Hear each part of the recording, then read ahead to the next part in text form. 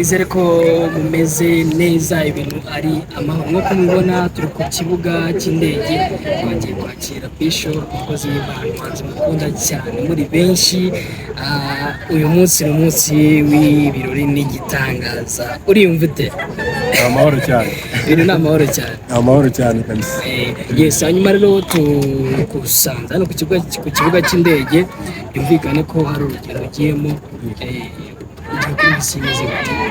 Ngiye muri Amerika mu bitaramo byateguwe mu mayeta atandukanye, byateguwe na Isla Tabaye ndetse na Shima Ministries, aho tuzakora ibitaramo mu ma states atandukanye, Indianapolis, Arizona, Tucson ndetse na Maine, Portland. Ni ibitaramo bitandukanye aho twizeye ko tuzahura n'abantu batandukanye tukagira ibihe byiza byo kuramya Imana. Yes, hanyuma uriyumva ute kuba uri umwe mu bantu bagiye muri kiriya gitabo? Umunezero iyo abantu babonye ko wabahesha umugisha, kugira icyo cyizere kiba giturutse ku Mana, iteka mbiha agaciro. Nta rimwe njya mbona ko ari ibintu mfata for granted cyangwa mfata nk'ibintu byoroheje. Nzi ko ari iby'agaciro igihe cyose umuntu abona cyangwa abona ko wabahesha umugisha, igihe cyose umuntu ari iby'agaciro. Yes, hanyuma rero bwa mbere ugiye mu rugendo nk'uru nguru cyangwa n'inshuro ya kangahe ugiye mu rugendo, cyangwa se niba n'ubwa mbere nabwo wahatuye? Muri Amerika ni ubwa kabiri. Ubwa kabiri ugiye? Bwa mbere nagiye muri Rwanda Christian Convention, ni ubwa kabiri ngiye muri ibi bitaramo. Yes, hanyuma rero inshuti zawe, abavandimwe bawe, umuryango wawe bari kwiyunguta? Of course ni nk'ibiri, aba ari umunezero ko nkomeje gukora icyo nahamagariwe, ko umuntu wese n'umugisha, ni umunezero akomeza gukora icyo yahamagariwe. Nanone haba harimo umwanya wo gutandukana tutari kumwe, biba bivanze ariko muri byose ni umunezero. Yes, hanyuma rero hari ahantu barizwa byanga bikunze, umuntu yasenga ufite ahantu asingira barizwa, by'umwihariko nk'ahantu usingira, ni abantu bakiriye gute kuba uri umwe mu bantu, kuko bisa naho uri ambasaderi w'ahantu ugiye, ni ibintu nabo bafata gute? Iteka nizera ko ari umugisha, abo tuba tuvugana bambwira ko babyishimiye, ndetse hari n'abo babona ko babishyigikiye rwose. Nibaza ko umuntu wese ukunda Imana cyangwa uhaye agaciro ubwami bw'Imana, ubwami tubarizwamo abana b'Imana, ni ishema igihe cyose ubona ikijyanye umuntu ubwo bwami n'ubundi nta kintu kitajyaho igihe cyose ari icyo wumva. Nibaza ko umuntu wese uri mu ruhande rw'Imana aba ari mu ruhande rwawe uri gukora iby'ubwami bw'Imana. So ni umunezero, yaba aho mbarizwa atari bakeya, ubundi urusengero rwanjye muri Zion, aho nkongera nkabarizwa muri ministries, muri ministry twa Grace Room Ministries. Bose rero ni amahoro rwose. Yego rwose, sinema umese numva ko ari muri Leta Zunze Ubumwe za Amerika. Nibyo rwose, niko kuri. Yes, hanyuma rero ahantu ugiye, aho ugiye ubu ngubu bakwakira, kuki ari wowe bahisemo nk'umuntu ushobora kuba wajya gupresenta? Hari abahanzi benshi bo mu Rwanda bakagombye kuba bahitamo abandi bahanzi benshi, kuki ari wowe bahisemo? ubona ari n'iki bakubonyemo ku buryo baguhitamo ujye kubafasha mu kubataramira nyine? Ntabwo nakimenya. Umuntu afite icyo nzi cyo, bagiye gukora umurimo nahamagariwe muri domaine ya gospel music, cyane cyane kuhimbaza Imana no kuyiramya. Rero sinavuga ngo bantoranyije bamisemo kubera impamvu n'iyi. Igihe sinabimenya, umuntu afite impamvu nyinshi afite uwo yatoranya, nanjye sinamenya ngo nimba icyo nzi cyo no kubambwira ngo turagukeneye ngo tubane muri ibihe byo kuramya no guhimbaza Imana n'andi magambo atandukanye ari hagati yacu. Yes, hanyuma aho ugiye ubahishira iki? Byinshi byiza, ariko mu ijambo rimwe nuko nizeye ko abo tuzabana tuzagirana ibihe byiza. Gahunda ni imwe, ni umwanya wo gusabana n'Imana, ni umwanya wo kuramya, ni umwanya wo kuruhukira mu kubaho kw'Imana.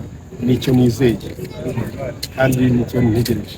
Yes, hari n'ikintu wabwira abantu usize hano mu Rwanda, by'umwihariko nk'abantu bagukurikira ku mbuga nkoranyambaga, abakunzi bawe by'umwihariko? Mbihande no kubashimira. Iyo umuntu ari umukunzi wawe, umukunzi ni ijambo rikomeye. Umukunzi ni ijambo rikomeye, umuntu agukunda aba aguhaye umutima. Uguhaye umutima aba aguhaye byose. Rero ndashimira abakunzi, ndashimira abashyigikira uburyo bumwe cyangwa ubundi, abashyigikira minisitiri Imana yashyizemo, niba nabashimira kandi babwira ngo dukomezanye dukora yewe nabo dukora icyo Imana ishima, Imana imugisha. Yego, hanyuma tujya gusoza, umuziki nyarwanda uragenda ukomeza gutera imbere mu buryo bugaragara, aho abahanzi bo muri gospel bagenda baserukira igihugu cy'u Rwanda muri icyo gice no cya gospel. Urabona umuziki nyarwanda uwubona hehe? Urebye aho duturutse n'aho tugeze, nibaza ko nishimwe nk'umuntu wawubonye ukiri ahantu ari ugukambakamba, ari ugukabakaba, reka mbyite gutyo, navuga ko ari ahantu heza, ahantu ho gushimira Imana pe, ahantu ho gushimira Imana, kandi twizeye ko n'imbere ari heza kurushaho. Yego, tuzi indirimbo zawe, indirimbo za kera cyane, hashize imyaka myinshi, indirimbo zawe ari karite zari zifite bijyanye n'icyo gihe, ariko nanone n'ubu ngubu hari indirimbo ufite nziza ziri kuri standard nziza. Wowe uri umuhanzi wibona hehe ubu ngubu? Icyo kibazo sinzi ko nacyumvise neza, nibona he gute? Ubwo nyine ndavuga mu buryo bwo kuba baguhamagara, umuhanzi uri kwifuzwa cyane, no muri Amerika baraguhamagara. Sinzi niba ndakumva. Kuvuga aho umuntu yibona burya biterwa n'inzozi umuntu afite. Hari aravuga ati eme rwose uri ahantu heza, ndashimira Imana aho Imana ingejeje, ariko bitewe n'inzozi mbona bimeze nk'agatonyanga mu nyanja. Inzozi z'umuntu nizo zimwereka aho ari n'aho ageze.